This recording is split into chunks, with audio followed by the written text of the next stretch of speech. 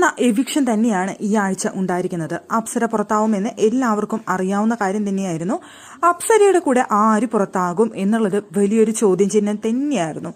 പക്ഷേ അവിടെ അപ്സര പുറത്താവുമെന്ന് പറഞ്ഞ ഒരാൾ അഭിഷേക് മാത്രമാണ്. ബാക്കി ആ വീട്ടിലെല്ലാവരും ഒരിക്കലും അപ്സര പുറത്താവില്ല എന്ന് 100% ഉറപ്പിച്ചവരായിരുന്നു.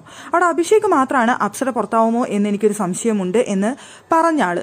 അതുപോലെ തന്നെ അൻസിബ പുറത്താവും എന്ന് തോന്നുന്നു എന്ന് പറഞ്ഞ ആകെ ഒരാൾ സിജോ മാത്രമാണ്. ബാക്കി ആരും തന്നെ വീട്ടിൽ അൻസിബ പുറത്താവുമെന്ന് പറഞ്ഞിരുന്നില്ല. ഇപ്പോൾ സിജോ പറഞ്ഞ പോലെ അൻസിബയും പുറത്തായിരിക്കുകയാണ്.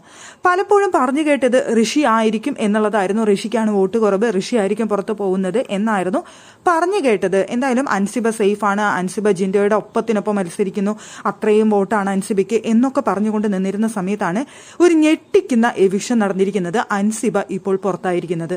ഋഷി സേവ് ആയിരിക്കുന്നു, ശ്രീതു സേവ് ആയിരിക്കുന്നു. ഇവിടെ അൻസിബയാണ് പുറത്തായിരിക്കുന്നത്. ഋഷി അല്ലെങ്കിൽ ശ്രീതു പുറത്താവും അപ്സരയുടെ കൂടെ എന്ന് പറഞ്ഞിരുന്നു. പക്ഷേ ഇവിടെ അൻസിബ പുറത്തായിരിക്കുകയാണ്.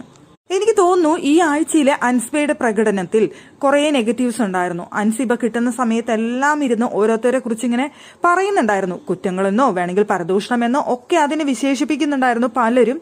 അങ്ങനെ വന്നപ്പോൾ അത് അൻസിബയ്ക്ക് ദോഷം ചെയ്തു എന്നാണ് എനിക്ക് തോന്നുന്നത്. അത് തന്നെ ആയിരിക്കണം അൻസിബ പുറത്തു പോകാനുള്ള കാരണവും. ഈ ആഴ്ച ഇപ്പോൾ 2 എവിക്ഷൻ, അതായത് അപ്സരയും അൻസിബയും പുറത്തായിരിക്കുകയാണ്. അതെന്തായാലും പ്രേക്ഷകർക്ക് മാത്രമല്ല വീട്ടിലുള്ളവർക്ക് വളരെയധികം ഞെട്ടിക്കുന്ന എവിക്ഷൻ ആയിരിക്കും എന്നുള്ള കാര്യത്തിൽ യാതൊരു സംശയമില്ലാത്ത കാര്യമാണ്. പ്രേക്ഷകർക്ക് പിന്നെ മനസ്സിലാവും അപ്സരയൊക്കെ പുറത്തു പോകാനുള്ളതാണെന്ന് പ്രേക്ഷകർ തീരുമാനിച്ചിട്ടുണ്ടായിരുന്നു. പക്ഷെ വീട്ടിലുള്ളവർ മനസ്സിൽ പോലും വിചാരിക്കാത്ത ഒരു എവിക്ഷൻ പ്രക്രിയയാണ് നടന്നിരിക്കുന്നത് അപ്സരയുടെയും അൻസിബയുടേതും.